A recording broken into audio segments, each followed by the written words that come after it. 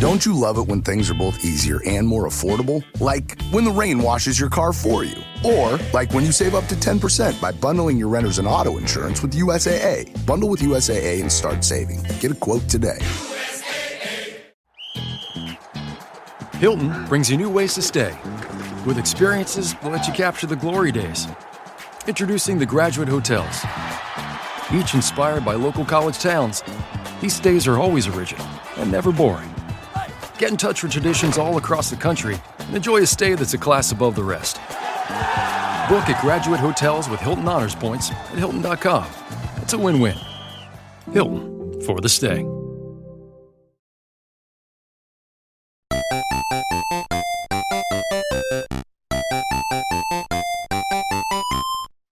On today's episode of the Retro Gamers Podcast, John Story returns to the show to co-host, we react to some retro birthdays and retro news, and we discuss our experiences with and the history of educational video games.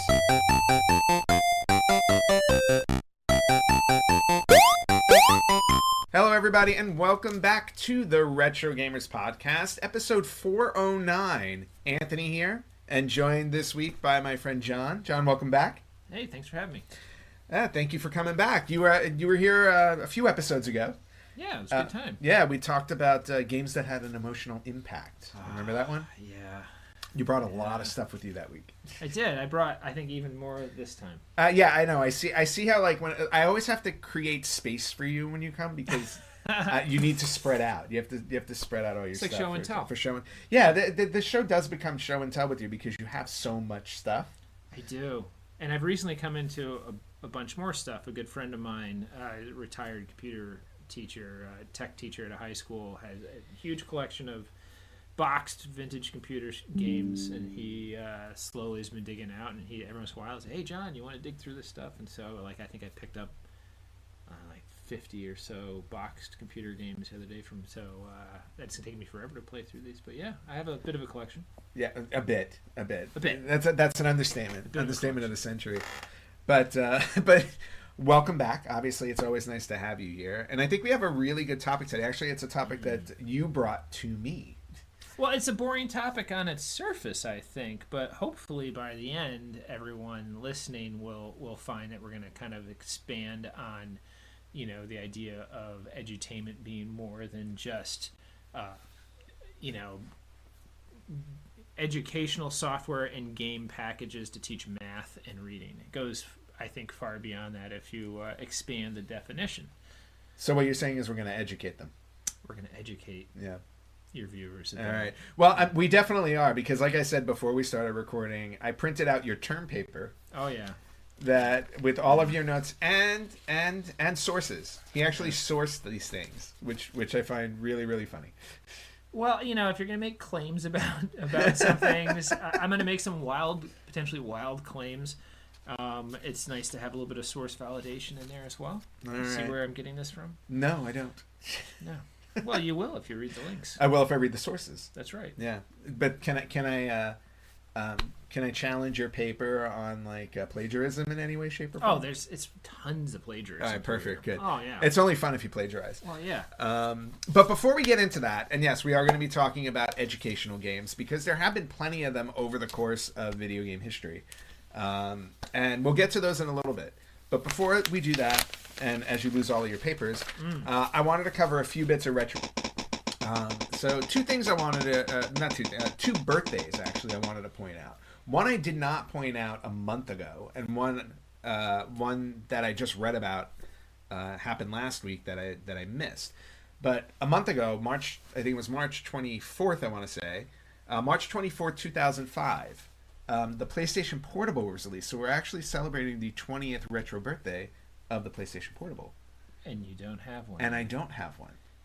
I'll have to rectify that. I may even have an extra one. Let me see what I can do. All right. Yeah, I know you always know how to work your magic. So I'll work some magic. But the PSP turned 20 a month ago, at least the U.S. release. It came out in Japan, I think, in December of 2004.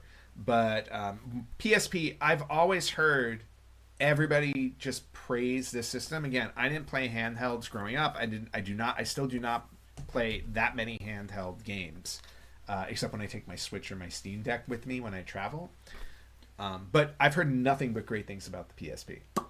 The PSP was, I remember when it was released. I was in the military at the time, and I remember going to the BX and seeing it there. And the thing that hit me the most, and if you look at the technical specs, it's not really on par with, but people did some clever programming tricks.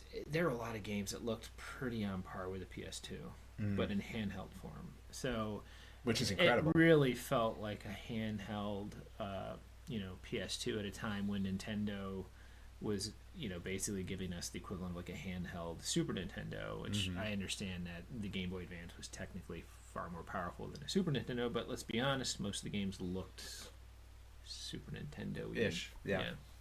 Yeah. Well, and that's a huge appeal. I mean, especially because the PlayStation 2 up until recently was the best-selling console of all time. Being able to have a version of that in your pocket was just insane. But yeah, so I just wanted to give the PSP a little bit of respect since I missed its birthday a month ago. And then last week was the 30th retro birthday of the Nintendo Satellaview, which we never got. It was only released in Japan, but I just thought it would be an interesting thing to bring up because the Satellaview offered kind of an online component to video gaming before we had that online component in console. And what they did was you would be able to use a satellite broadcast. You sent it to a satellite broadcast that led to games that were accessible through the satellite broadcast. So they actually had like a Zelda game up there. They had an F-Zero game up there, and you were able to play these games off of the broadcast. And if I remember correctly, it wasn't like something that you could do anytime. It was broadcast at specific times, and you'd have to catch it at a certain time. Mm-hmm. Yeah, which is crazy when you think about it. Yeah. But then it's funny because this made me think about when I think it was the Commodore and some of the early computers when you used to be able to play a game off of a cassette tape, and you would, because it would just have you would be able to record the actual code to the game. It's funny you should mention that because there was there's a British YouTuber, and he was talking about failed CD add-ons or add-ons for consoles, and one he brought up was kind of like crossing the line a little bit for the Commodore 64. The company Codemasters, which did a bunch of very famous Commodore 64 games, including the people are going to kill me. It's not Chucky Egg. It's the other egg guy that would run around as platformer. The other egg guy? Yeah. Humpty Dumpty. No. Anyway, Eggman from Sonic. There's people watching right now, particularly anyone from the UK, who saw this would be like, "Oh my God, it's Dizzy, the Dizzy series." Oh, okay. So anyway, so in 1990 or 91, they released a CD, and they did it for multiple. They had it planned for multiple systems: the Amstrad computer system, the Commodore 64, and I think they were going to try to do one for the Nintendo Entertainment System, but that failed because they sold so poorly. But basically, what they did is they released 20 games on the CD. But they didn't provide a CD add-on for the Commodore 64. What you would do is you'd put it in like a regular CD player, if you had one, which not everyone did in 1990. Yeah. And you would connect it to the audio line. They had a special cable to connect it to, I think, a joystick port, actually. And you'd run a program that came on a disc, and it would capture the audio in real time, which was a bunch of noise that was like your tape player that you would connect to your Commodore 64 and have games. So it was like a CD add-on, sort of. But it was still very slow. It was a way around it. But it was a lot of games on one disc. Yeah. So, and that to me was just like that first step to where they got to with the Satellaview, where they just decided, now we're going to use broadcasting. We're going to use satellite broadcasting. So I just thought it was an interesting thing to bring up because, the Satellaview is now 30 years old. 30 years. How far we've come. Well, speaking of birthdays, and since I'm not here every week, and I may not be here in July of this year will be the 40th anniversary of the Amiga. So it's a big year for Amiga fans. There's a lot of development in Amiga games still. I don't know if you've touched much on Amiga gaming, but I have not. You could have a whole show on Amiga games produced over, like, say, the last 5 years. It's pretty incredible. Like there's a Castlevania that I think is coming out, or loosely based on Castlevania for the Amiga. Oh. That looks amazing. Yeah. Oh, cool. Well, I got to look for that. Yeah. Anyway. All right. Cool. All right. Well, that was it for the birthdays. And then there were a couple of other things I wanted to bring up. And I know I shared this article with you and Jack, and I thought this was kind of exciting. But somebody, and when I say somebody, a developer named Ruben Retro, R-U-B-E-N, Retro, he created a version of Microsoft Windows for the Game Boy. And which is kind of crazy when you think about it. Windows is like 3.1. Yeah, but still a version of Windows. Yeah. Which is wild. And in it has a version of Minesweeper, like the way you used to get on Windows. It has a built-in media player, and it has a paint program that's compatible with the Game Boy printer. And so this guy is actually selling this. He did a pre-order, it sold out. He did a second pre-order, and it sold out. Wow. So if anybody is interested in having a version of Windows on your original Game Boy, check out Ruben Retro on Etsy, and wait until it's available again. Actually, I think it's his publisher who has it, which is Cajas. What's Retro. this cost? Cajas. You know what? I did not click on the link to see. Oh, it looks like it's 40 euros. Okay. Actually, I mean, that's certainly a fair price for a it's boxed nicely. The product is certainly unique. There's nothing like that. I think it's pretty neat. Yeah, to be honest with you, if I Game Boy'd more, I would just have it for the novelty of it. I'd say it's mostly a novelty. Yeah. Like how many people out there still use a Game Boy printer? I'm just curious. I have no idea. I think I've seen one at the Retro Show down in Long Island. Oh yes, I did see one there. But yeah, so you're essentially going to pay like $45-$50 plus shipping to play Minesweeper. and what looks like Windows 3.1. Yes, and who doesn't want to do that? All right, and the last bit of news I wanted to share. It's that time of year again. The 2025 Video Game Hall of Fame is coming back around, and I know they usually announce the winners in May, but I just wanted to go through the finalists really quickly for this year. I thought they had a few good ones, but some of them I was really kind of curious about. So for the Video Game Hall of Fame this year, they always have 12 finalists. You're already... I don't understand some of these, but go ahead. Yeah. All right, so we're going to go through them. It's Age of Empires. Makes sense. Angry Birds. I get it. Call of Duty 4 Modern Warfare. Nothing with a 4 in it should be on there. I was going to say, yeah, like those always drive me nuts too, because I'm like, you want to do Call of Duty, the first one? Fine. But yeah, by the time we're at 4, unless it's like reinventing something or creating a whole new thing, correct. I don't understand. Defender for the Atari. Solid choice. Great idea. Frogger, which still isn't in the Hall of Fame. That's surprising. I know. GoldenEye 007 from N64. The impact, which huge. Should be. Yeah. Now this one's interesting. Golden Tee golf game. It was a handheld golf game that had a trackball. That's garbage. That you would buy just like in the store by itself. That's the first time I think I've actually seen a game like that. How does this get? I don't know. How does this list come together? I am not sure. Okay. Harvest Moon. Okay. Which was a good game. Mattel Football, the original handheld football game. That belongs on from the 70s. Yeah, it was huge. It was from the 70s, but I want to say that they re-released and kept selling that for years. My brother had one in 83, 84. Well, they actually re-released it even like a couple of years ago. Like the actual original version for people to buy. I saw them in stores. I bet my brother would get a kick out of that. He actually has his original one and he gave it to me. I gotta nice. take a look at it. It needs some work. But you need to reciprocate. Now get him a new one.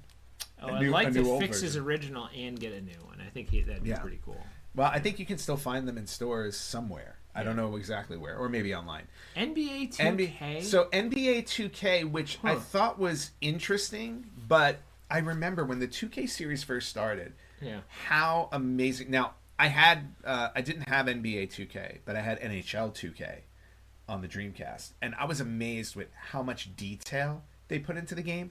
And based on the description here, the reason why it is getting nominated is that they put an incredible amount of realism and detail into the NBA 2K series when it first came out.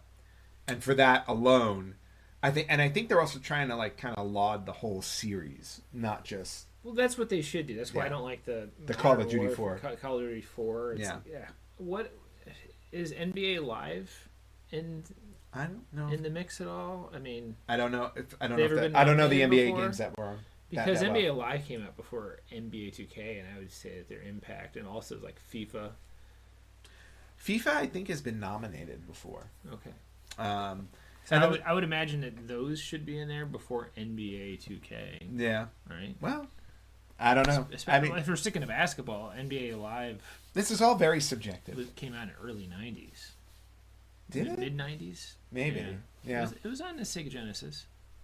I remember a lot of games on the Sega Genesis that were NBA, but I remember like when they were getting specific, like Bulls and Lakers playoffs, Bulls and Celtics. Oh yeah, like those games. But NBA Live had staying power. Yes. Yeah. Well, I guess they disagree with you because NBA 2K is currently nominated. Clearly. And then the last two finalists. What do I know? The last two finalists are Quake. Deserving for sure, and Tamagotchi, which was an insanely popular little keychain game that they actually re-released when it came when the 25th anniversary came out. They released a new Tamagotchi. It came out in '96, yeah. And so like I had one. I did not. I think I was probably not their target audience. I was definitely not their target. Yeah. I was too old. Well, I had one. I played it for a couple of days, and then I let it die. Because it was literally like a... Isn't that like the digital equivalent of one of those babies that they send you home with in high school? Mm-hmm. Yeah, you are responsible for taking care of this thing and making sure it lives. Doesn't sound fun. And it's nonstop. Yeah. So, but anyway, those are the 12 finals. This episode is brought to you by Indeed. When your computer breaks, you don't wait for it to magically start working again. You fix the problem. So why wait to hire the people your company desperately needs? Use Indeed's sponsored jobs to hire top talent fast. And even better, you only pay for results.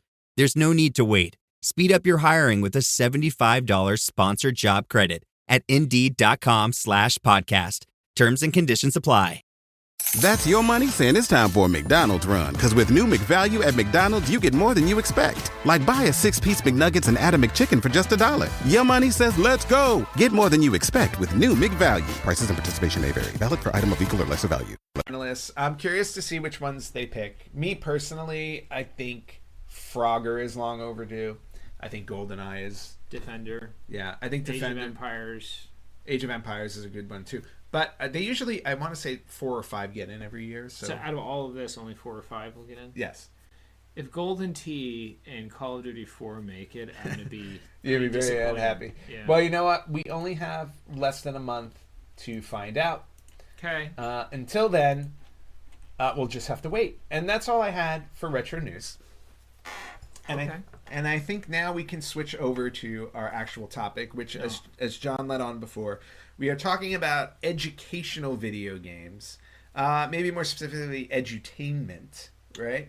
Yeah, because there has to be an entertainment aspect to this. Right. It was just a program that just ran you through math exercises. I don't think it would be any boring. kid would want to do that. No, there's got to be some type of fun element to it. I mean, I like to think of edutainment as a Trojan horse for video games, you know, and I think Trojan horse both for the parents who are buying into the concept that their kid is going to, you know, make it into Harvard by playing, you know, the Oregon Trail, and also it's a Trojan horse for the kid. Yes. Right. And there's nothing wrong with having a Trojan tell horse him for it's the a kid. game, but you know, secretly he's going to learn things. You're teaching whether he wants to learn or not. Yeah. And a good edutainment title should be teaching without it being obvious that it's educational. Exactly. And I agree with all of that. And I will say, like, even in my childhood, I fell victim to a few of these. I definitely did. Sure. I learned through gaming, which isn't a bad thing. We'll have overlaps. I'm confident. Well, we're definitely going to have overlaps, and I think we're going to have an overlap right off the bat because I see what's on your paper, and I know what's on my paper. You and can't I know what's talk to the left about of me, and I know what's on my edutainment. screen. No, you can't talk about edutainment without the first official edutainment game, which was the Oregon Trail. Oregon Trail. Oregon Trail. Yeah, I mean, to this day, people still talk about the Oregon Trail. It still gets released in different formats. Originally released in 1971 and developed by three people whose names I have sitting here somewhere.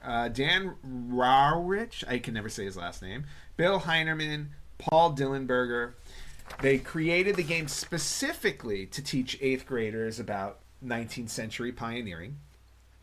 And the whole goal of the game was you're supposed to get from Independence, Missouri to Willamette Valley, Oregon, without losing all of the people in your carriage, in your party.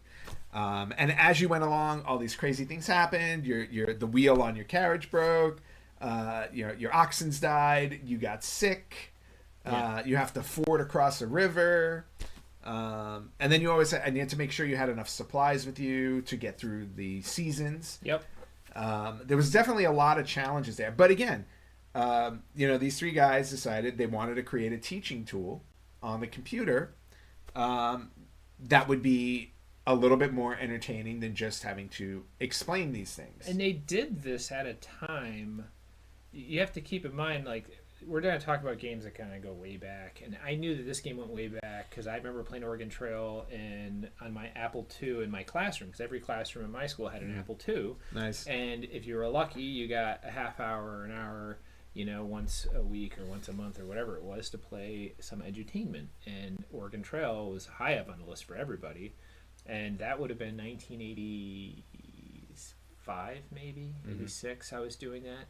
I would have been in 2nd grade when I started at that school. And the thing is, I thought, okay, so this is a mid-'80s game. No. This game came out in 1971 on, like, a mainframe for an entire, like, city district. I didn't know what MEC stood for. Did you know what MEC stood for? No, I did not. So MEC, and of course this is the one thing, it is in my notes, is the Minnesota Educational Computing Consortium, a state-funded organization that developed educational software for the classroom. So this was a massive organization that goes back to the early 70s. And Don Ross, I'm going to mess his name up too. Rowich. That's what I'm using. Did a lot of the programming out of the three. And he did all of this on a time-shared BASIC running on an HP 2100 mini computer. Now, mini computer sounds small. We're talking about something that would have probably filled up half of this room here. Huge. And the reason they call them mini computers, you know why they call them mini computers? Well, because they were smaller than the actual ones that took up full rooms. So they are smaller than mainframes, which took up full rooms. And so what we're using right now to record this is a micro computer. A micro, yeah. Right. So this thing was done on a computer that they would have to, they call it time shared. You'd put your program in and it would hit the computer through the network, and then you'd have to wait for it to actually be compiled and everything. So it was a process. And then when you would actually run the software, there was no screen. The game did not give any feedback on screens. It would give you feedback to the moves that you made within the game on printouts. Wow. That's wild. That was how the game played. Jeez. But the kids loved it. Yeah. And the kids loved it, and the rest is history. This thing has come out on so many different consoles. So many different computers, so many different versions over the course of now we're 44 years in on this thing. It hit almost every major computer, like Apple, Commodore, you name it, it was on there. And then eventually it wound up coming to consoles. But this was the thing I found intriguing, was that the first console to actually do a version of the Oregon Trail was the Nintendo Wii.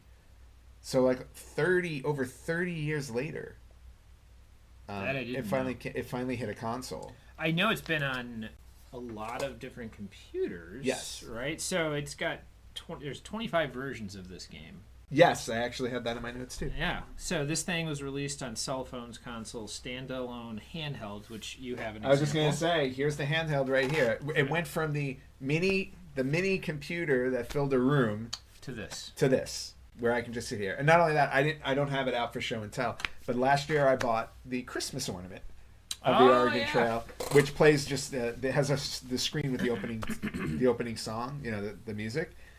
And then it's a lenticular that switches to "You died of dysentery." You died of dysentery. You will see on T-shirts, and if you've never Everywhere. played the Oregon Trail and you've seen that shirt, "You've died of dysentery." And you're like, what the heck is that? And actually, guy saying? you can see it right here on my, right there on the bottom of the box. You died of dysentery. I'm very happy I grabbed this while it was available because I love the fact. I've never opened it to play it, but I can just hit enter, and if it still has battery, which it does, everybody knows that. Yeah. So, I mean, here's the core concepts of this game. Now this is going to keep going. So the core concepts of this game, if you've never played the Oregon Trail, one, you have your initial supply you have to purchase. Like, you're starting out in this long journey, so you have to make judicious decisions to, like, how many extra, parts for your wagon, how much food, and how much ammunition. How many because you're gonna have to clothes. shoot, animals for your food, clothes. Like I said, there's occasional hunting for food. You'll be able to buy supplies occasionally and trade at forts.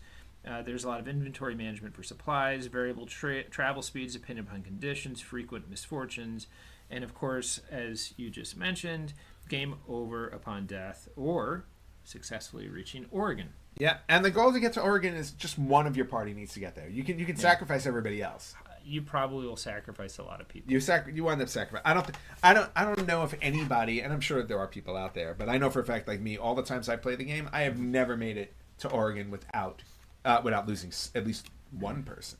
Yeah. Usually multiple. I usually lose lots of people. Yeah, I usually lose. Usually I wind up getting there solo. Like, one person gets through and it's me. Yeah. And then they're still producing. I mean, I was just about to handheld, show- you can buy that handheld Yep. today in Target. Well, you can buy that handheld today. I recently, last year, picked up the PS5 version, which, by the way, is the deluxe edition. Okay. Because it comes with the Cowboys and Critters DLC. Okay. So, just adding to the value of the game. They've added more elements to it. I got a little postcard in there for Oregon to get, telling me that it's a great place. Aren't there like board games and card games based on this as well? And right next to me there you is, go. because I'm a board There you game go. nut too, here is the card game. Actually, there's an actual bigger version of this, like a board game. What I love about this, my friends and I would play it all the time, is in the game they have the cards, and there are cards on, in here where you will randomly open a card, and the card will just say, "You've died of dysentery," and you're out of the game. Or the other one, you get a snake bite. Don't forget the snake bite kills you too. But what I love about this is it has a little dry erase board. So you can play this game with 6 players. You put the names of all 6 of you on the card. And then as you die, you fill out the gravestones on the back for your players and how they died. I think we should play this soon. We should definitely play this. It's a lot of fun. My kids would probably get a kick out of this. Yeah. And to be honest with, and also I want to get they did like an extent, I don't want to say extended version. They did another version of the game where there's an actual playing board too, so you can put the cards on the playing board. Nice. And I got to get the bigger version of it too. Love it. But it plays exactly like the computer game. All of the elements of the computer game are sitting right here, That's awesome. just with 6 players. up to 6 players. I think Apple Films is working on a movie for this. Yep, I wrote that down too. They actually bought the rights in 2024, so there is a film adaptation. There's already a script, and they have a couple of guys working on it. It would be hilarious if they try to throw some edutainment kind of angled humor at this. That would be funny. Yeah. Actually, I thought you were gonna say something more along the lines of I want to see like a Groundhog Day version of it, where it's like, we got to a point. Oh, we died of dysentery. Oh, wait, how did we get back to independence? I would be nervous of if other studios were involved. Apple has a pretty good track record. Yes, they now. do. I think that they'll probably do well with it. One thing I want to point out is that this game spawned a lot of other games that weren't necessarily edutainment, but certainly were inspired by it. One of the most popular games in the 80s, and then they had re-releases on MS-DOS later on, was The Seven Cities of Gold. 7 Cities of Gold. Never heard of that one. Electronic Arts. So this is a game where you are sent by, I think, the Spanish monarchy. So this was EA's era where they did everything like these foldable like the discs were held inside, and like a record album kind of Yeah. a setup. But you're sent out by the Spanish monarchy to get gold, which is kind of historic. And there's a lot of this takes place between 1492 and 1540. The back says the age of discovery, exploration, and conquest. The stage of history belongs to Spain. Now it belongs to you. So you start out with a certain number of ships. You have to go and discover different tribes, and there's numerous different cultures that are highlighted. You'll run into Aztecs, and I think I can't remember all of the ones. Maybe even Pueblo, even though that makes no sense. Anywho, you have to do a lot of resource management, like an Oregon Trail. You have to get to these tribes, but try to find the way to the chief before the tribe members kill you. You can kill them and just go scorched earth and take what you want. So you can Columbus it. You can Columbus it, or you can give gifts and stuff to overcome language barriers. So you don't necessarily have to be historically accurate. You can take a more peaceful approach and do this in a more peaceful manner, or you can go full, Columbus scorched earth, and it's, I think, very, very interesting. You'll have to, like, when you start out in Spain, you have to go to different shops, and you have to get your ships equipped, and then when you go places, you can split off your resources. You can leave 2 ships in port and a new place to manage that. And then there's also, this is the 80s when this came out. This game came out in 84. So like there's some old school thought. There's kind of some manifest destiny attached to this game. At least this version. This did get re-released, I believe, on the PC later on, because I remember having a much fancier version. Very similar to Pirates. Pirates is another game that's kind of similar, but instead of being a discoverer to essentially get resources for Spain, now you're doing similar things, but you are a pirate, and you've got your ship to manage and your crew and whatnot. And this also was released as Pirates Gold on the PC later on with much better graphics. As I say that, yeah, that one's a very popular one. But again, these are all kind of following the same. I won't belabor these, but the same general... The same path, the Oregon Trail. Resource management, some historical information that you're going to learn about, the age of sail, in this case, in the early age of discovery of the Europeans discovering the New World. I mean, there are already people there that had discovered the quote-unquote New World. But very, very well done. I want to say... I'm going to butcher his name. The guy who came up with this, I think, was Will Wright. That seems like a fairly simple name. No, but he was boy, I should have done more research on this one. Anyway, look into this. It's not in your 20 pages of notes? It's not. Aw. No, this was like a last-minute edition. I grabbed this on my way out. I was like, well, that's okay. This is people can look it up, yeah, right? Seven Cities of Gold and Pirates. Yeah, and you can actually do some pirating. Pirating. Oh boy, that's really kind of tiny. blurry. It's tiny. Yeah. Anyway, you can sword fight. Oh well, that's very important. Yeah.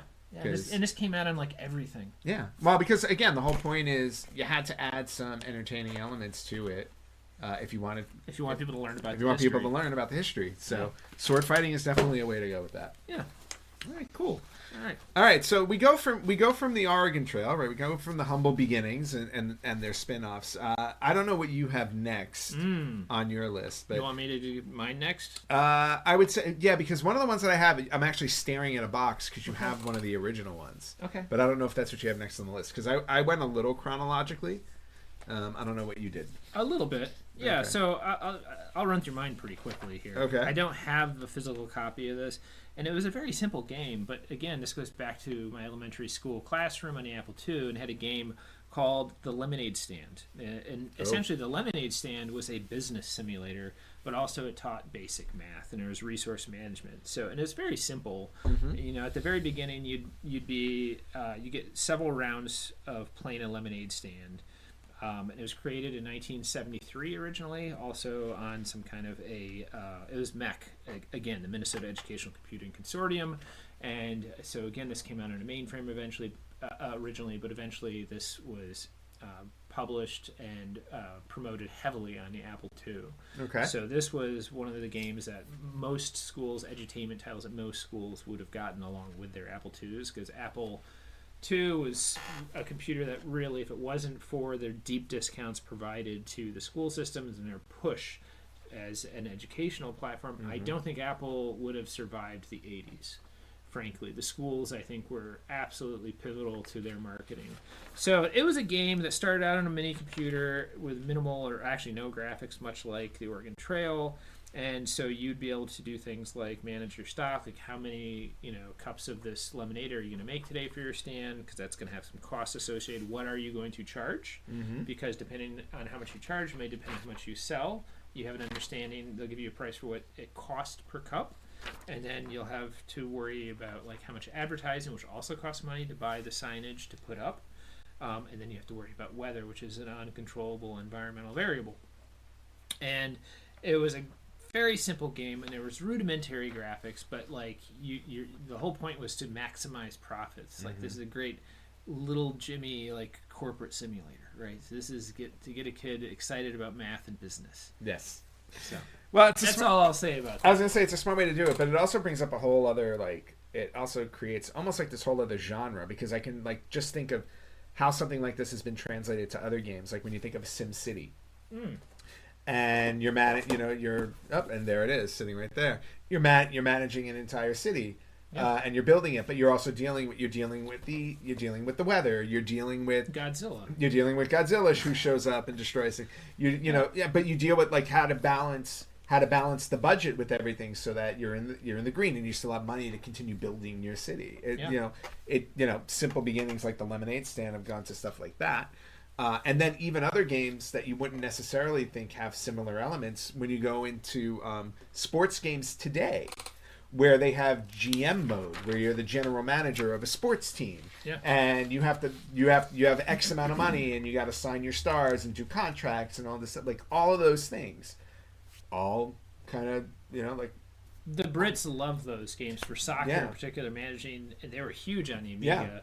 I never got into them because I was never that big of a soccer fan, even though I played it. Certainly didn't want to like play a game about managing the team, but for whatever reason, those are absolutely edutainment titles. They are. People over there love them. Yeah, and they've expanded that to every sports game and manageable, including wrestling games. Wrestling games have a GM mode now too, where you're in charge of a specific show on TV. So like with WWE, it's like you're in charge of Monday Night Raw, and on Raw you're choosing, all right, who's my roster and who can I afford and everything. Oh, this person got injured and now I got to do that. Like all of that type of stuff. It's just and that's a whole, again, that has become its whole genre, a whole separate genre, but still has, to your point, it has an educational element to it.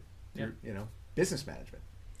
Yeah, and it all starts with a little lemonade stand. It starts with a lemonade stand. Everything starts with a lemonade stand. It's hard to deny that lemonade stand games, that title, that its impact. They have to, give them some credit for that, because I don't think you can think of anything that came before 1973 that taught those same principles. I don't think so. So pretty incredible. And where I was coming up with Will Wright, I don't know if he did Seven Cities of Gold, but the name had to be wrong. It was another. Wright was wrong? Wright was wrong, but he did produce SimCity. Nah. So, and before, if you're curious to look into this idea of SimCity, some of the basic principles of that city building came out of a game on a Commodore 64 called Raid on Bungling Bay.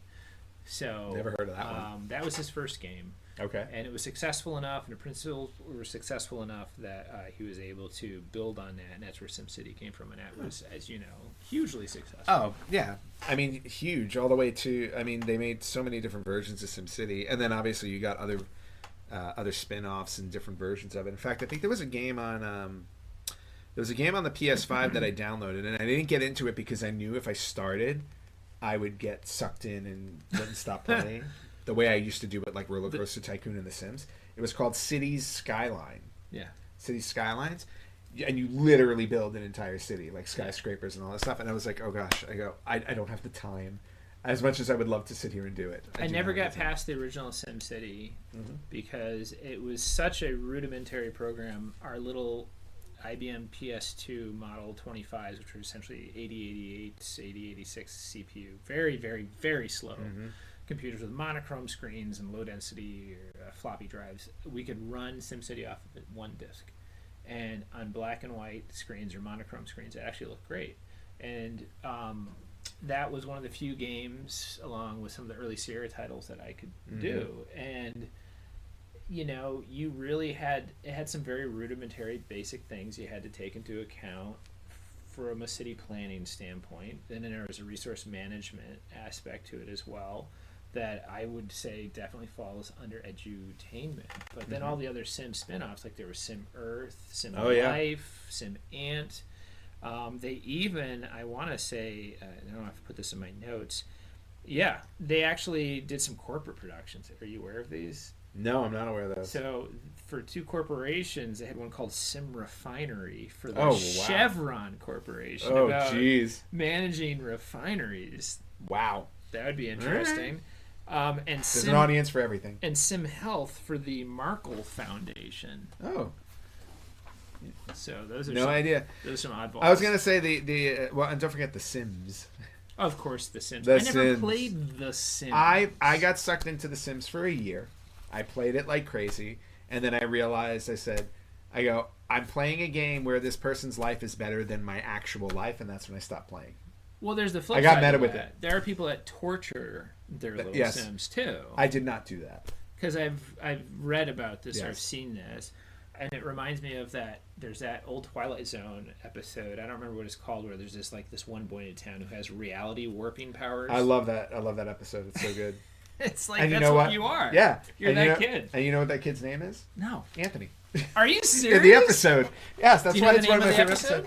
episodes. I forget the name of the episode. I literally just Okay. watched it like a week ago.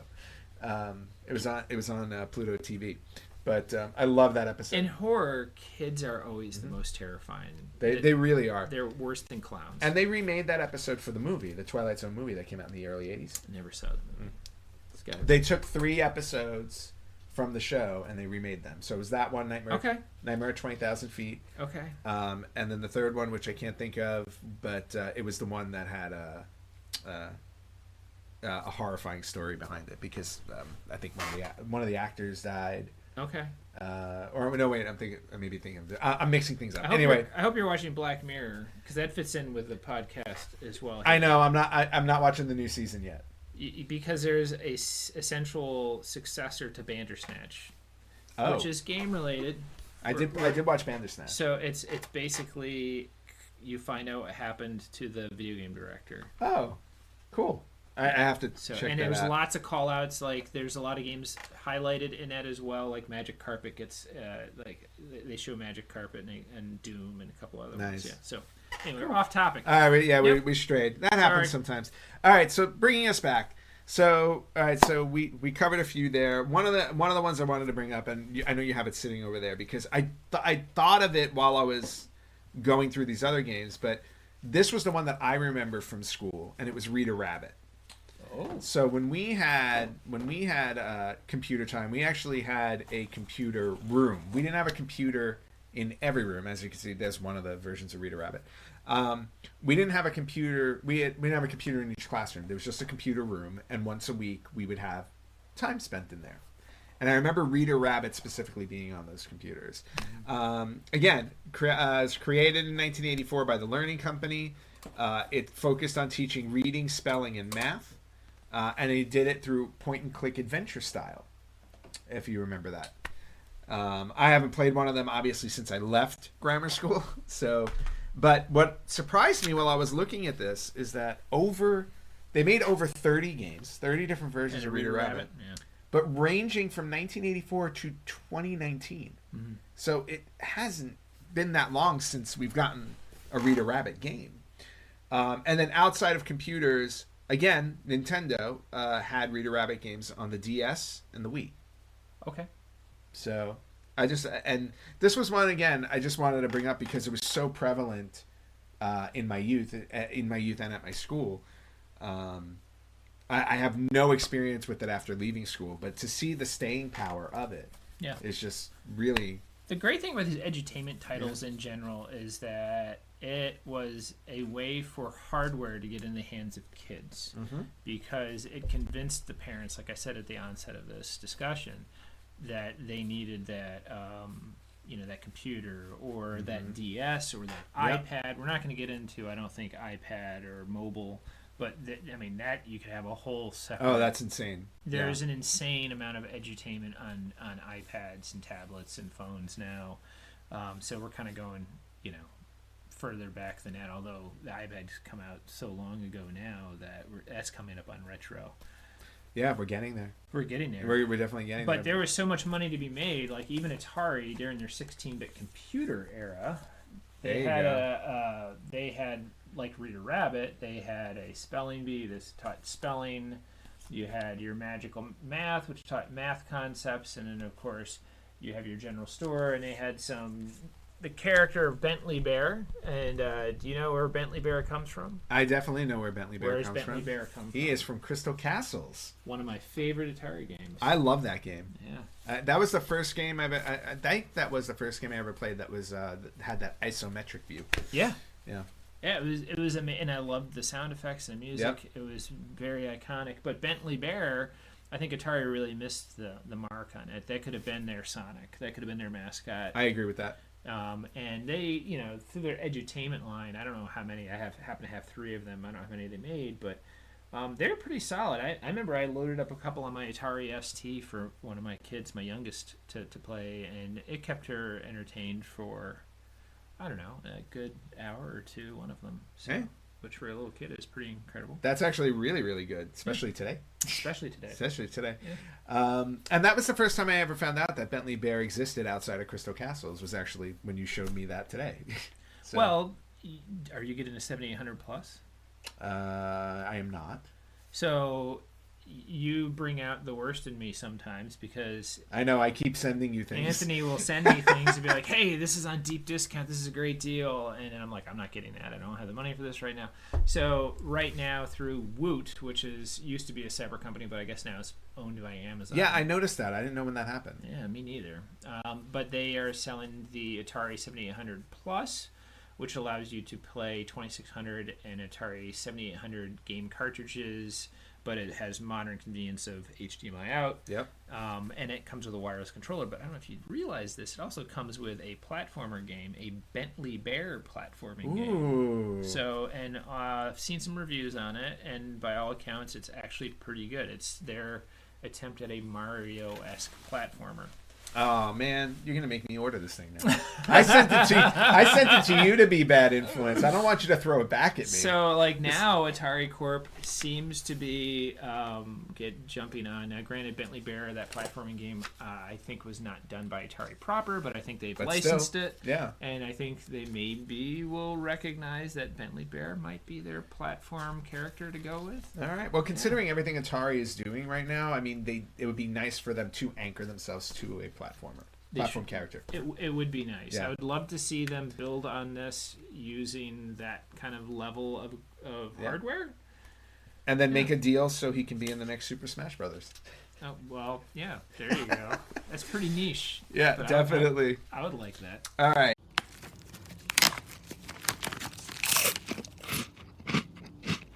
Uh-oh. The last cookie. You can get a new box of cookies in as fast as an hour with Walmart Express Delivery. Are you my guilty self-conscience? No, I'm the voice offering you promo code EXPRESS for free delivery on your first order. Hey, who ate my cookies? You mean, these cookies? Order now. Welcome to your Walmart. Promotion valid for first express delivery order. $50 minimum subject to availability. Restrictions apply. We're gonna move on to. I did read a rabbit. What did you? What do you have next? You got to talk about typing tutors. Yeah, I have that on my list too. Oh, you do? I do. Okay, well, let's just jump right to that. Which typing tutor comes to mind for you? All right, so actually, oddly enough, one of the ones that comes to me is a more recent one, but I wanted to go back and talk about the obvious ones, which are Mario. Mario teaches typing 1 and 2. Okay. I know you have something that's a lot earlier than that, and I saw this one. This is like the Oregon Trail. It's been released and re-released A million times. Yep. And I chose not to deep dive on that one, but the cover of it was always weird to me. Yeah, I don't even know. It's not really related to the game. Don't know if I don't even know if she was even a real person. Well, she was. She posed. Was she? She posed for the photo. Well, no, they have a woman posing for the photo, but I don't know if she was even a real person. Yeah, and it's funny. It says here is another true artificial intelligence software system. They were even using AI terms back then. Yes, they were. From the publisher of the acclaimed Chessmaster 2000. Yeah, it was Entertainment Program of the Year winner of the U.S. Chess Federation Computer Chess Championship. That's an odd thing to be awarded. Yeah, so it's got some games attached to your typing, and if you type too slow, I guess your car crashes or whatever. That concept, however, has been carried over to some more exciting games like Typing of the Dead. That's the other one on my list. Oh, I'll stop. Go ahead, you go. So yeah, well, I wanted to touch on Mario because there are a bunch of Mario educational games, but Mario Teaches Typing 1 and 2.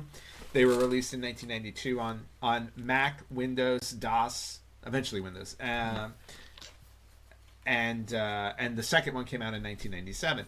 I always love talking about Mario games when they wind up on something other than Nintendo. Like a CDI or something. Yeah, exactly. Well, we all know those are ridiculously bad. But the Mario Teaching Typing series was just interesting because they did release it straight out on computers. They were never released on any of their consoles. So these were computer only. These were... which is interesting because normally they always find a way to bring it back to their And the Famicom consoles. had a keyboard. And the Famicom had a keyboard. Yeah. And in 1992, the Famicom was still going strong. The Famicom was running in Japan until 2001. It didn't get discontinued until 2001, which is crazy. Yeah, that is kind of crazy. And it had everything. I mean, the Famicom had an online component to it. Where people would go online and bet on horse racing and things like that. Like there was all kinds of crazy stuff to Famicom. It's very Japanese. Yeah, very Japanese. But that's why it lasted so long. So I was actually very surprised that these two typing games didn't wind up on the Famicom. Okay. But swinging over to Typing of the Dead, so Typing of the Dead was released, oddly enough, was actually released in arcades in Japan. I don't think we ever got the... I never saw that. Yeah, I don't think we ever got the arcade version. It was only released in Japan. And they took House of the Dead 2, which was a shooting game, which was a light simulator game. And they literally just reskinned it into a typing element where the zombies are coming at you. And the way that you fought off the zombies is the zombies had a word coming with them. And you had to type that word in quickly so you shot them. And you killed them, and obviously as more zombies came, you had to type faster and faster and faster. I don't think to this day, I remember playing this game. I don't remember where I played it because I never had the... It was on Dreamcast, It was on Dreamcast, and then eventually I think it wound up on the PlayStation 2 a little bit late, like in 2004. Was there a keyboard for the PlayStation 2? I don't know how they did it on there. Well, there was a Linux, so probably. There might have been. Maybe just plugged in a regular USB keyboard. Maybe, yeah. It might have been a USB thing. Yeah. But what was amazing with this game is just how popular it actually was. I never owned the Dreamcast version, so I'm not 100% sure where I played it. I want this because I'm terrible at typing. Well, I was always good at typing, but I still couldn't beat this game. Really? I was never good enough because too many zombies. Okay. Too many words. Okay. Or if you're typing and you're trying to be quick and you make a typo, it's like that just dooms you right there because it was crazy. And then again, there was a sequel done based on House of Dead 3 in 2008 that was only released in Japan. So they did Typing of the Dead 2 based off of House of the Dead 3. Okay. Again, really fun game. Typing can be fun. Typing can be fun when zombies are coming at you. Yeah. So just another way to do it. And then I had one other game on my typing list that I actually did not know about. I found that while I was doing my research. And the reason why I want to bring it up, and I don't know if you have this one on your list, it's called Dungeon Scroll, and it's a dungeon crawling RPG that focused not necessarily on typing, but it was more about word. You did type on your keyboard with it, but it was about word building. So you're going through a dungeon crawler, you come across a monster, and then it gives you a bunch of letters on the side. You have to use the letters that you're given to just create words, and depending on the type of word you created, I would love that. Yeah, depending on the type of word you created, would do damage. Some of the letters are worth double or triple. Some of the letters are given, like, the letter will show up with a magic spell, so if you use that letter, it casts a magic spell. Some of them cast healing potions. What's this called again? Dungeon Scrawl. Dungeon. I'm sorry, not Scrawl. Dungeon Scroll. Dungeon I had the word Scroll. crawl in What it. system is that on? It was released in 2003 on Windows. Oh. And then it was also released later on Android and iOS. And the whole idea is just spell words to defeat the enemies as you're going through the dungeon and collect your loot and all that stuff. That sounds like a lot of fun. It actually is a lot of fun. From the video I saw online, the minute I watched the video, I said, I need this game. Because, the original, adventure games were text parser, right? Of course. But they wouldn't give you letters to, like, put a word together. You just have to, like, imagine and hope you could come up with the right words, and... like, and sometimes that wasn't standardized at all. And to give you an example of a game, this is prior to graphics, really. The Hitchhiker's Guide to the Galaxy. There was a company called Infocom that published. I can't believe you have that complete because I love it. Yeah, I love it so much. This game was one of many by Infocom, and you really had to use your imagination because you were just presented with a text parser, and they'd give you a brief description of what's in front of you, what's happening, and you have to, like, you're in a room and it's dark, and you're like, okay, that's all you're given. Like, what do I do? Okay, feel around for a light. It doesn't understand it, so you're like, oh, geez. Feel around for a light and that'd be right. And it's like you have to come up with a phrase that like search for light switch. The writers of the game intended, and so it could be very frustrating, but also it forces a lot of creativity because there were no graphics. And then this got morphed into like the Sierra games, like King's Quest and Space Quest and Quest for Glory, and it was similar to the game you're talking about. But the difference from what you're saying to like King's Quest. I mean, there were a couple exceptions. There usually wasn't a timer attached to it. It wasn't urgent, so what you're saying is you're in a battle and like this thing is attacking you and you've got to come up with words based on the letters in front of you. That sounds very, very fun. That sounds fun to me too, and that's why as soon as I saw it, I said, I knew after we record this episode, I'm going to go shopping. Yeah. I'm going to see if I can find this thing somewhere. Yeah. Sounds great. Yeah, it definitely does. And you know what? I don't know. Like the first place I'm going to look is Steam because if it's available on Steam, I'm just going to grab it. Steam. Everything's on Steam. But that's what I have for the typing games. Did you have any other typing tutors? No. All right, cool. I was never big in typing tutors, and you can tell just based on what I said earlier that I'm a terrible typer. You're a terrible typer. Yeah. See, and in high school, I remember we had a typing. I don't want to call it a game because it was literally just put a paragraph in front of you, and you had to write the paragraph as quickly as you could, and then it would tell you your words per minute. That's what I was more familiar with. That is terrible. It's awful. Yeah. It's just read this and type it fast. Yeah. But that's also how I learned how to type quickly. Okay. So I can't say I type correctly in terms of finger placement. I was like, but I do type quickly. Yeah. So, all right. So that was it for the typing games. Where else do you want to go? Where in the world do you want to go? I really want to talk about this one. Should we jump right to that? Well, it's on my list. I think we should jump right to that. So you can't talk about edutainment without talking about Carmen Sandiego. No, you cannot. And in this case, we're talking about where in the world is Carmen Sandiego? The very original. You could fill in the blank with a whole bunch of, like, where were the different Carmen Sandiego games? Do you have that listed? I don't know. I have Where in Time. Okay. I remember Where in Time is Carmen Sandiego. I have, let's see, hold on, I have a whole list here. There's some bizarre ones. There's like Where in North Dakota or something, I think. Well, actually, the North Dakota one. Yeah. I don't remember the whole story, but the city of North Dakota commissioned somebody to create a specific North Dakota version of the game. Okay, I've got it here. Where in America's Past, Space, North Dakota, Japan, Time, USA, and Europe, and I'm sure there are others. There are definitely others, and just the brilliance of this game. I love the way they built the setting of it, where here's this villain, Carmen Sandiego, who steals famous artifacts or famous items. So you learn about the famous artifact, you learn about the famous item. Yep, and then the way that you track her down, her or her henchman, is you go to a city.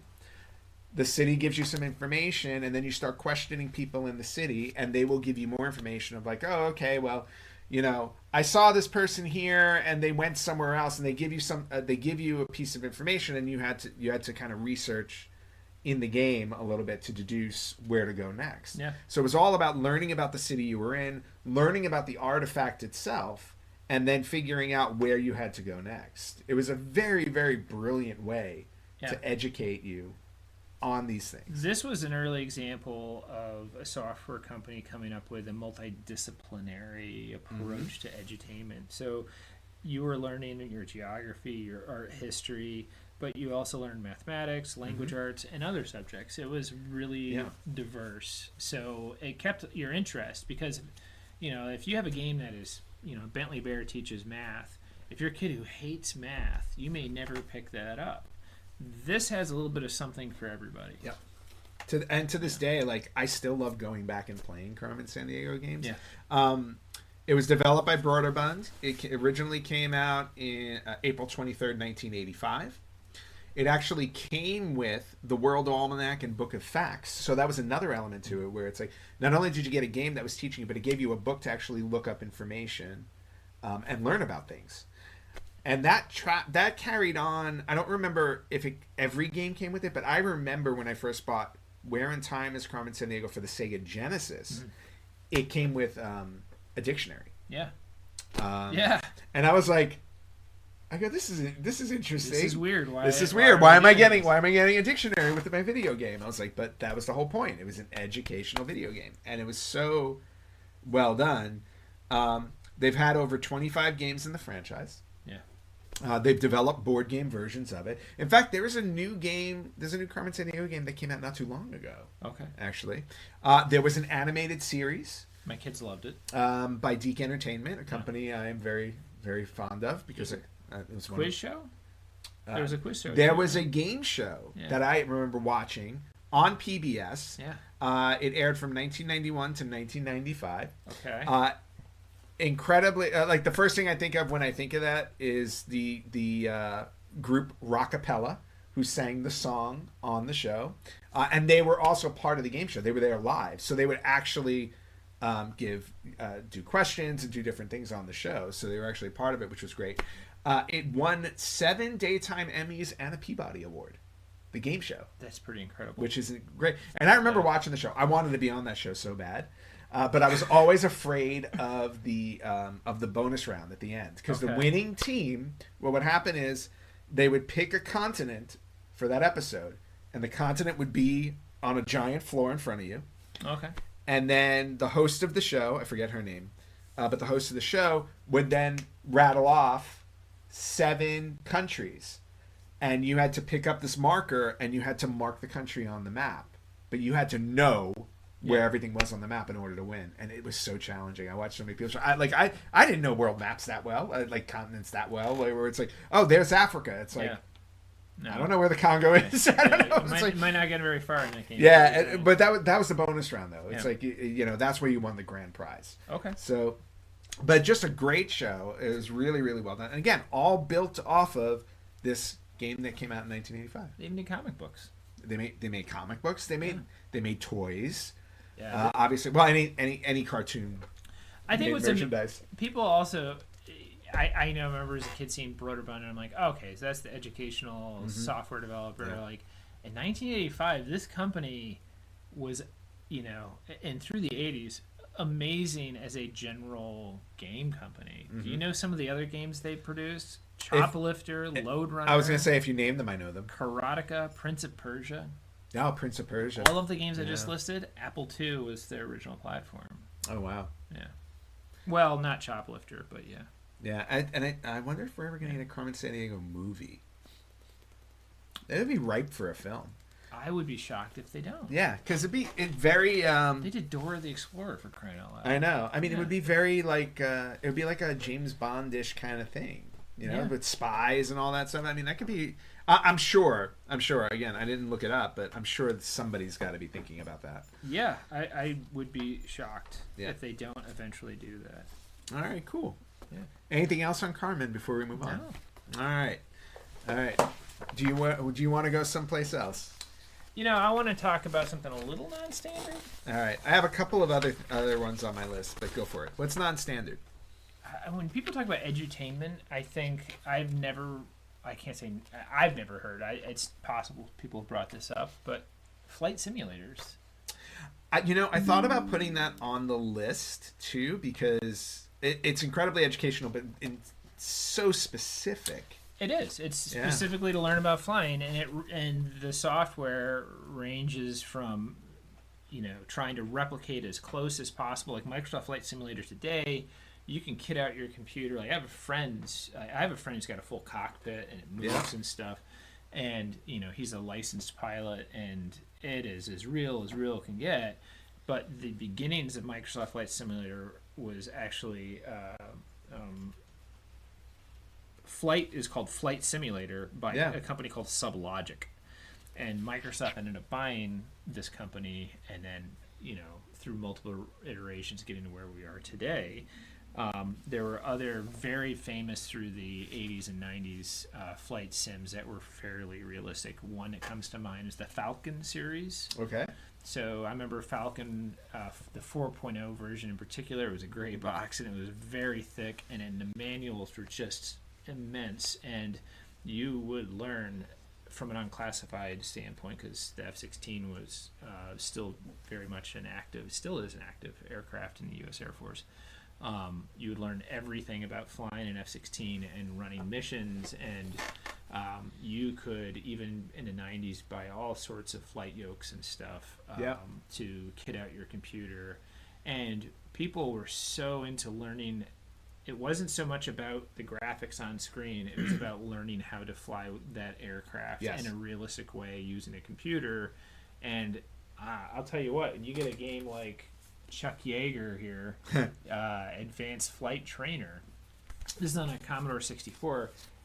You really had to want to learn about flying, because the graphics, especially back then, were nothing to write home about. Frames per second were ridiculous. The FPS was so low on these machines, but people ate it up because they were learning from home, because getting lessons to fly are very expensive, and good luck getting into an F-16. That's probably not going to happen for the average person. And so to me, I think that flight simulators, that's kind of where a lot of that sim and equipment started out with, and now we've branched off into like big rig simulators. I don't know if you're familiar with those. They're very realistic, and they bring in resource management as well, kind of like the Oregon Trail, about managing your trucking company, starting your trucking company. They have train and farming simulators that have all spun out, and they're games, but they put so much realism into them now that I would still say that these fall into edutainment. Yeah, no, I mean, I wouldn't argue it. I wouldn't argue that at all. I would say I remember how popular Flight Simulator was in the 90s. Specifically, there was a friend of mine in high school who absolutely fell in love with these games, and he used to bring in printouts of like the courses he charted on Flight Simulator and things like that. And then like I would be like, so what did you do? And he'd be like, oh, he's like, last night I flew a plane from New York to LA. And I was like, okay. I go, how long did that take? He's like, oh, it took 6 hours. I go, what do you mean it took 6 hours? He's like, 6 hours. Because it takes 6 hours to get from New York to LA. You literally fly the plane the entire time in real time. And it was always amazing to me because I was always like, wow. I was like, but what are you doing for those 6 hours? Because a lot of that time you're just kind of up in the air, It's just, but I couldn't parse that. I really couldn't like sit there and be like. But let me ask you a question: do you want to fly a plane in real life? No. Exactly. And that's what it is. It's like you really need to have that passion for like this is something I want to learn to really get into it. So that was something I never got into, but I definitely understood the interest in it. And actually, funny story, the guy, my friend from high school who played this game, I ran into him like 2 years ago, maybe a year or two ago. Okay. He's a TSA agent at the airport. Literally, I handed him my ID. And he's like, "Holy crap!" And so he never made it through flight school. He never. I guess not. But it was funny because I showed him my ID, and then he pulled. We had masks. He pulled his mask down, and I was like, "Oh wow!" I was like, "This is random." It was very random, and I'm like, and immediately when I saw him sitting there, I go, "Well, I guess Flight Simulator. You really loved planes." I was like, "So he's plane adjacent now." Yeah, there's stuff like that I don't get. Like flight sims never really did it for me either. The ones that I did enjoy a little bit, I think it was like F-15 Strike Eagle. Oh, I remember that. Maybe one. the third one, and and that's steers more towards arcadey. Yeah, it is more arcade. Yeah, right. Not a little less realism, and that's there's dog fighting and stuff, and that's kind of the whole point. Yep. Same thing for like the space sims. I tend to skew to the because those are loosely based on like theoretical flight simulator, but in space. But I get more interest in the arcadey ones, like the Wing Commanders, and that sort of thing. So I just because I don't get it, I'm like yuck someone else's yum. I appreciate the educational aspect of it, like that trucking simulator. The most popular one right now is called American Truck Simulator, and this thing is sold far better than I would ever imagine. You're running a big rig. 2 million copies plus sold. Yeah. No, you know what? That makes sense because the trucking industry is huge here in the U.S. Massive. Yeah, it's massive. So that actually doesn't surprise me at all. And there are kids. Like, I can't wrap my head around it. I have no desire to drive a giant truck like that. But again, different strokes for different folks. Some people love it. I was going to say, everybody's got a different, Like those farming simulators look boring as all get out, but there's people that just love them. The closest I came to that is Farmville. When Farmville was on Facebook. Say Harvest Moon. No, I think it was it Farmville on Facebook? Yeah. Or there was a farming simulator on Facebook that I played all the time, but it was a very simple, cartoonish. Very simple. Yeah. Like the farming simulators are very realistic. Yeah, and that's what I mean. I'm not combines and driving these giant tractors around. No, thank you. If that's the case, I'll just buy a farm. Ryan Reynolds here from Mint Mobile with a message for everyone paying big wireless way too much. Please, for the love of everything good in this world, stop. With Mint, you can get premium wireless for just $15 a month. Of course, if you enjoy overpaying, no judgments, but that's weird. Okay, one judgment. Anyway, give it a try at mintmobile.com/switch. Upfront payment of $45 for 3-month plan, equivalent to $15 per month required. Intro rate first 3 months only, then full price plan options available. Taxes and fees extra. See full terms at mintmobile.com.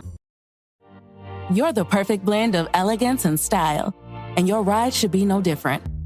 The 2024 Hyundai Sonata Hybrid meets all your needs, from business to brunch and everywhere in between. With head-turning details like a sleek front end, plus stylish interior, and an available 12.3-inch digital instrument cluster and seamless tech integration.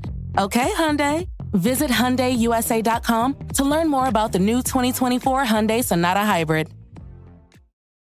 All right, so one of the other ones I had on my list, and I have to touch on it again. Nintendo is very well known for kind of covering their bases with everything. I talked about how like they had horse racing games and all kinds of things, but in terms of edutainment, they definitely had their share of Mario games. Now I know I talked about Mario. I talked quickly about Mario Teaches Typing, but there were a few other games that came out that were Mario based that I thought needed to be mentioned. The first one, which was the earliest one, I had no idea existed, and this is a really interesting one. I'm curious to see what you think about it if you don't know what this is. It was released on the Famicom in 1986, and it was called I Am Teacher Super Mario Sweater. No. Okay. Now listen to this game. Clearly not localized. Not localized, Famicom. just released in Japan. Okay. It was designed by Royal Industries Company Limited, which was a Japanese appliance and sewing machine company. And what sounds logical. Right, and what you did in the game is players would choose a knitting pattern, and then they would choose a design to knit and the kind of yarn they wanted to use. Okay. And the designs were like Mario, Peach, Luigi, like those, character-wise and whatnot. So you would knit you would knit the design in the game.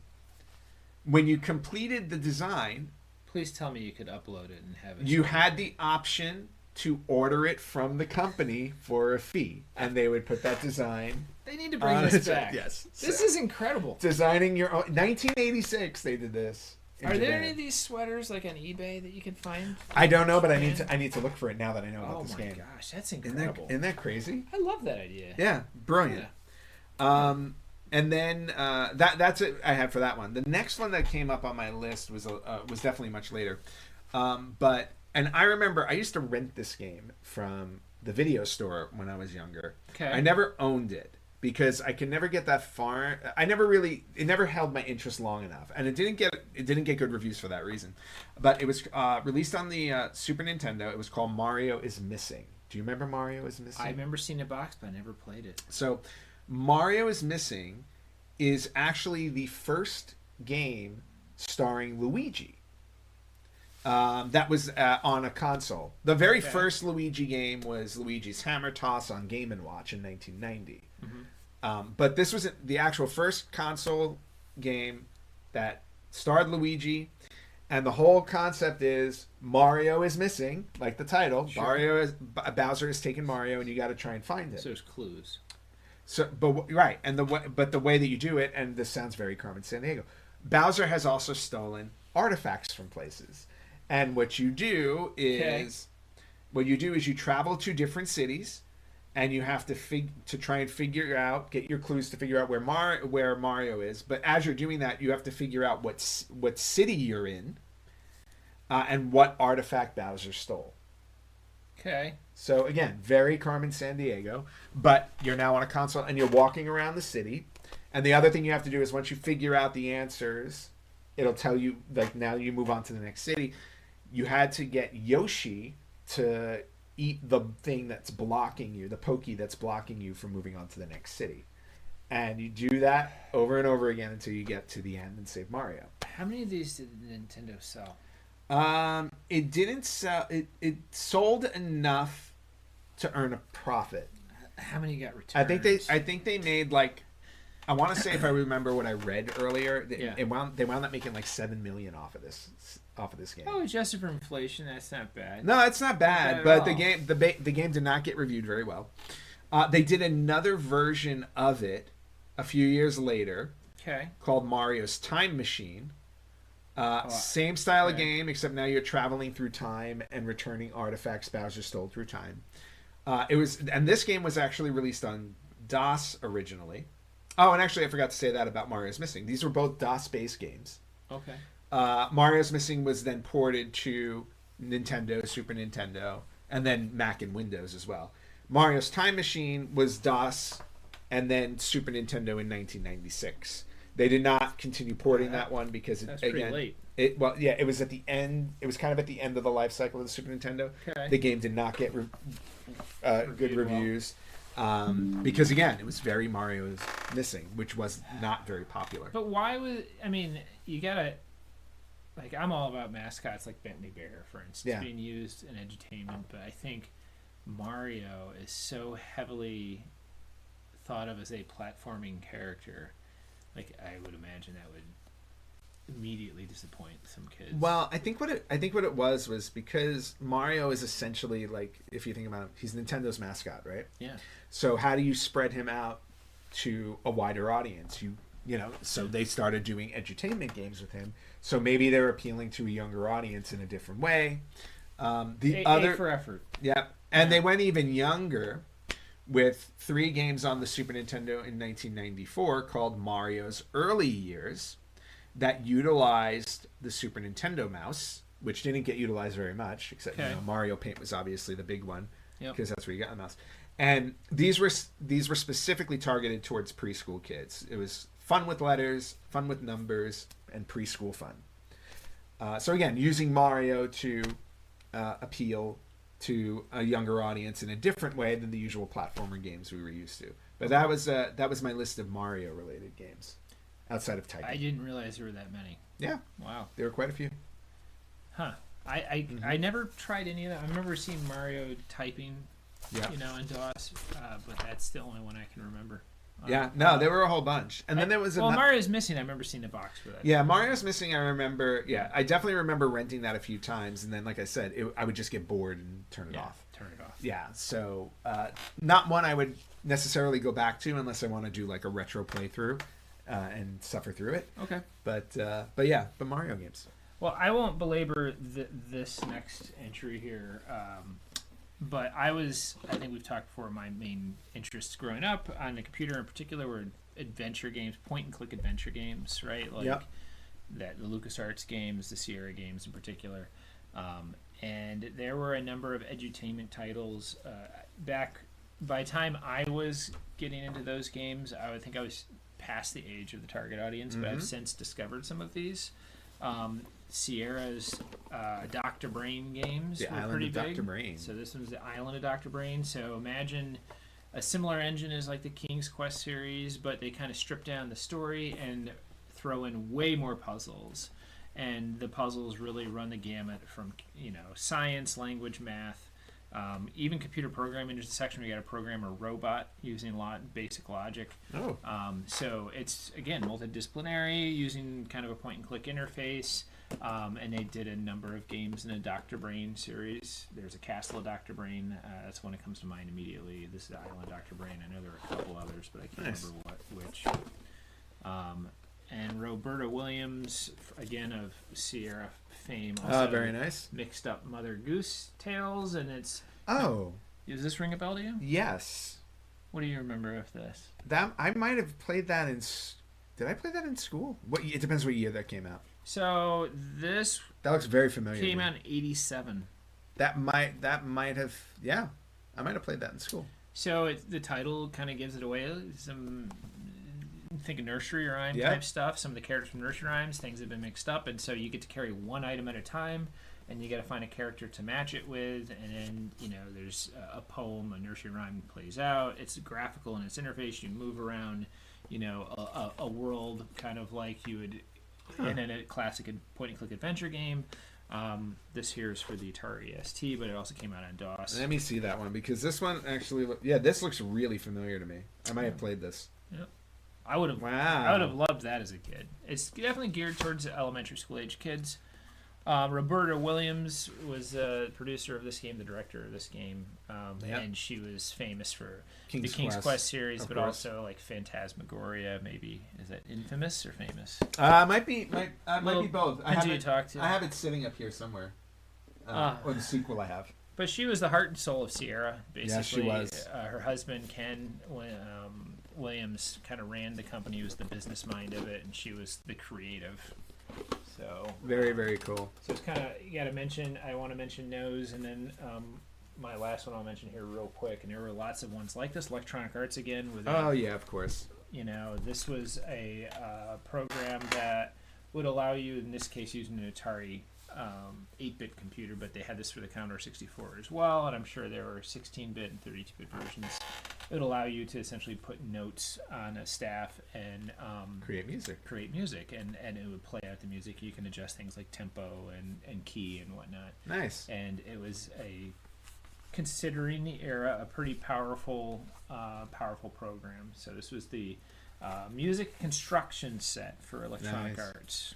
Oddly enough, I didn't mention this before, but since you brought up music construction, Mario Paint. Oh yeah, had a music construction element to it. I didn't think of putting it in that category, but I mean, Mario Paint was all about drawing, music construction, but the music construction where you actually got to build music, but it was based off of character sounds. So it was like Mario jumping, it was getting a mushroom. It was all. I feel like they didn't name that properly. No, Mario Paint was not the right name for that game. Yeah. It definitely was not. But I remember I had Mario Paint. I loved Mario Paint. I created a music video using Mario Paint to Bohemian Rhapsody. You have to tag that in the end of this. I would love to do that, but I can't find it. I recorded it. I know that was the problem. I recorded it. I recorded it to a VHS. Okay. Is it in your VHS stack somewhere, maybe? For the life of me, I thought I saved that specific VHS, but when I went back to look at it, I couldn't find the video on there. You recorded over like a Buffy the Vampire. South Park. South Park. I might have recorded over it with South Park. Okay. Yeah, but that was pretty much it that I had on my list. Are you good? There's something I want to talk about briefly. Okay. Okay. So I had one other thing, but I think we've gone for a while. Okay. So I'll talk briefly about this. That I think that you could almost stretch the beneficial, the cognitive. So let's stretch what educational is, right? Beneficial to a person's cognition, and I would stretch it a little bit further, potentially to mental health. Okay. Right? So there was a study out of Aalto University. It's a university that's pretty well respected in Finland. So if you haven't heard of it, that might be why. And they had a study that revealed how one notoriously challenging video game is helping players find resilience and meaning and hopefulness in real life. What is one of the most challenging games over the last 10 years that has gained a lot of notoriety? You just die constantly. What comes to mind? Speak and spell. Dark Souls. Dark Souls. Okay. Dark Souls. So they did some in-depth analysis of players' discussions on Reddit. Researchers from the university focused on personal narratives related to mental health and gameplay in Dark Souls, and they highlighted the multifaceted ways players experience related to challenge and often bleak fantasy action games. And one of the things that players had mentioned, a couple different players mentioned how that the game structure had taught them to accept failure, where they in real life were struggling with that as part of just life's process, in this case the game's process. And that Dark Souls, through its ruthless difficulty and powerful narrative themes, seem to empower many players to confront real-life struggles with perseverance and hope. And also the online community that has sprung up around this very difficult game, and I'll be honest with you, I've never played it, but I have friends who are addicted to this. It has been also very reinforcing the community, like a lot of encouragement, like hey, don't give up.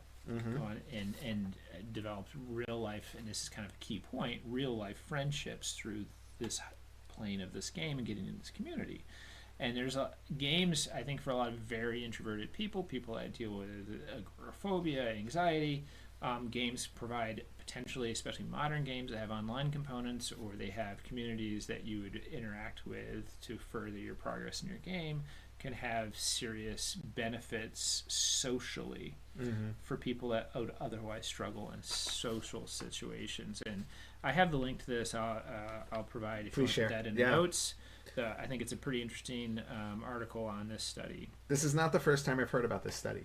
Oh, really? Yeah. Oh, okay. Yeah, I remember coming across an article about it because, and it was an article that was covering different studies that have been done, like how Tetris helped military people with PTSD and things like that, and Dark Souls was on the list for that. Oh, that's awesome. Yeah, I remember reading about that, but this was a while ago, if I remember correctly. Dark Souls is one of the games that I own it. Same.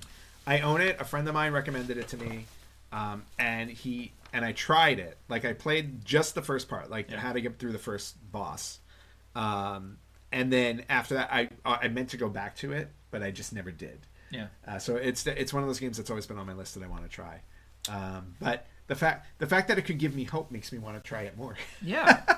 For those days when you're just not feeling hopeful. And I found another interesting report. This was now done by the U.S. National Institute of Health. So they did a long-term study globally on depression and anxiety, and they found that using certain video games could be potentially useful as part of the therapy.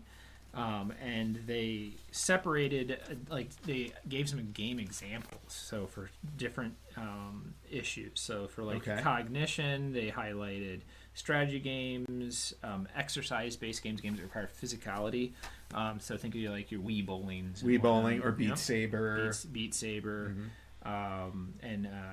But then there were some ones that I wasn't familiar with, like Boson X. Never heard of that one. Don't know that one. And Rayman.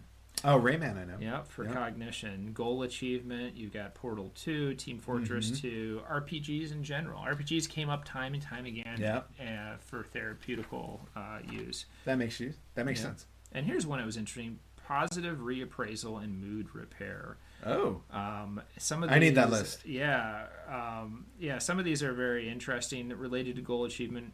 All the games that they highlighted here showed benefits with mood repair, both in time and magnitude. Portal 2, Mario Kart.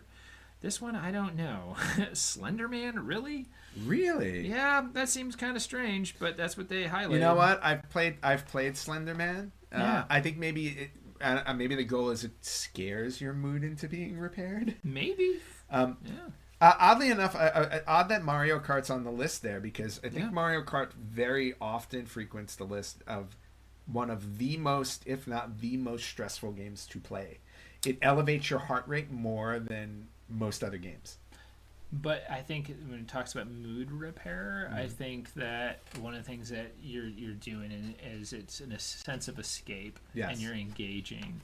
And I think it may also be thinking of there's a social aspect if you're doing a multiplayer. Okay. But yes, fair. Yeah. But I'll send you the link. It goes into like emotional regulation, depressive moods, general anxiety. Like for general anxiety, they mentioned the game Max and Magic Marker, Rayman again, the exercise games, RPGs in general. Okay. So that's really interesting. I like that. Yeah, RPGs. There's a lot of research RPGs on the benefits, the psychological benefits. I was going to say RPGs in general, I think, are beneficial because again, you're role playing, so you're actually creating an extension of yourself in the game, and I think that's what it is. It's you're able to connect. Yeah. So I think that's really cool. And it's also a way to try out different. I'm trying to think of the word here, but like to try out saying and doing different things. And then seeing what the outcome is in a virtual environment with no penalty that you would have in otherwise real life. So, of course, a lot would depend on the quality of the RPG and the writing and the simulation, but you can imagine how developing RPGs that are that this article only covered consumer entertainment video games, not, and I don't know if there are, games designed specifically for therapeutic purposes, but you can imagine that someone could develop an RPG that the scripting was a little more catered towards exactly that, helping someone with anxiety or fear of talking to people in general, of going through a virtual environment scenario where the penalty is negligible, it's virtual. So I think that aspect, I think, would be super beneficial psychologically. And I realize that isn't traditional edutainment, but I think that when we think about edutainment, what is it you're trying to do? You're trying to make a child, you're trying to make a person incorporate information that will help them in the real world. Right? Well, I mean, to me, it's a natural extension. Yes, is what it is. So just looking at it a different way. Not a replacement, and these articles are very clear, not a replacement for therapy. Not a replacement. But an aid. Yeah, and there's nothing wrong with that. And actually, this year I've covered that a couple of times on the show with Dr. Anthony Bean and Dr. Gameology Daniel Kaufman. So and edutainment kind of just falls right back into that. So this whole show has become a psychological study, more or less.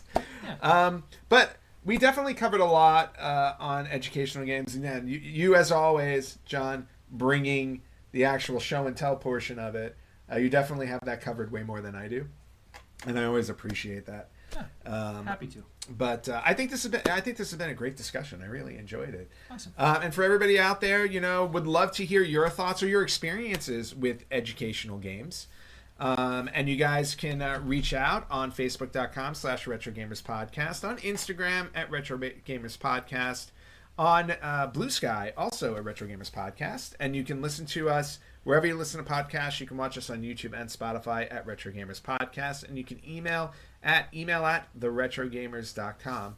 John, where can they find you? You're going to ask me, so I had to pull my phone up here. Yeah, I saw you do that. So on Facebook, I run I started recently, a couple months ago, a small Facebook user group, and it's NY Retro Tech Haven.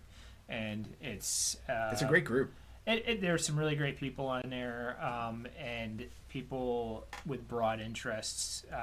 Obviously my main thing is vintage computers, but there's people that are really into consoles, kind of a little more modern, some a little older. People like me. People like you, people that are really into media, like records and laserdiscs and VHS and beta and CED players, like classic early media. It really runs a great gamut, but it all tends to be retro tech focused from gaming to visual audio stuff. So it's kind of broad. The community is largely in New York, but not everybody is. So anyone who's interested, who wants to check it out, again, that's NY Retro Tech Haven. Yeah, and definitely worth it. There are a lot of good discussions going on there. A lot of walks down memory lane with like certain games and stuff that pop up. So it's definitely fun to check out. And with that, John, thank you so much for joining me for another episode. This has been a lot of fun. It's always a lot of fun with you. Thanks for the opportunity. Yeah. All right. And for everybody else out there, we will catch you next time on the Retro Gamers Podcast.